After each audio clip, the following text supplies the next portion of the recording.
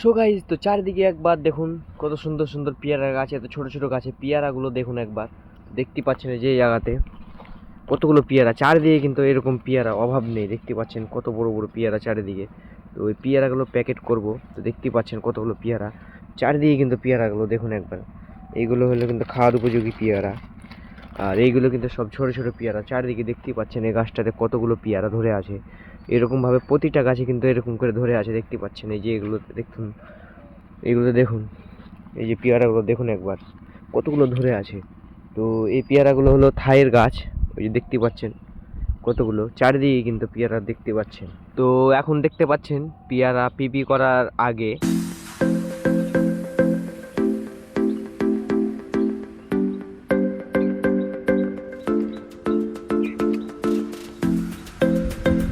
আর এখন দেখতে পাচ্ছেন পেয়ারা পিপি করার পরে।